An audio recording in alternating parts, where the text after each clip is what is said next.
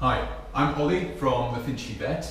This is a really quick consult on fleas. Fleas are little insects that can affect dogs, cats, rabbits, and usually cause itchiness. Some dogs and cats can get really bad itching from fleas because they have allergies to fleas, but most dogs will be a little bit itchy or a little bit scratchy if they have fleas. I just wanted to give you a brief overview of what I'd normally discuss with a client who brought in a dog or a cat who has fleas, about what fleas are and how we can get rid of them, how we can prevent them.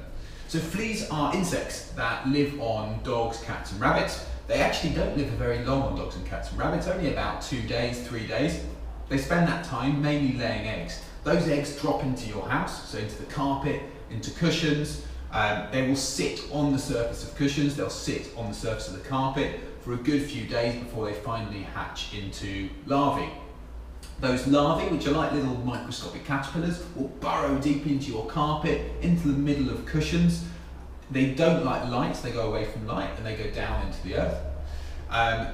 They will sit there eating away at stuff, growing a little bit, not very big, until eventually they produce a cocoon, a bit like a butterfly. They then will hatch into a live flea.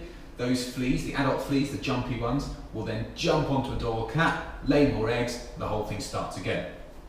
So that whole process can last anything from 25 days up to 3 months, depending on the environment, depending on humidity, depending on the heat. So it's really important to understand that when we see fleas on a dog or cat, that is the tip of the iceberg. Most of the flea population in larvae, eggs, are actually in your house, unfortunately. And so how do we get rid of them? Treating the house doesn't really work, because what happens is that you can use a spray or you use a fumigating mist.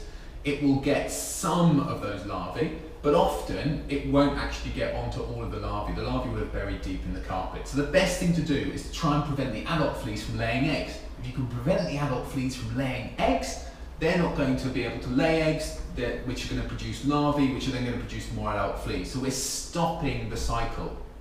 And if we stop the cycle, eventually the adult fleas will all die, pretty quickly actually, and then you won't have any more fleas in the house.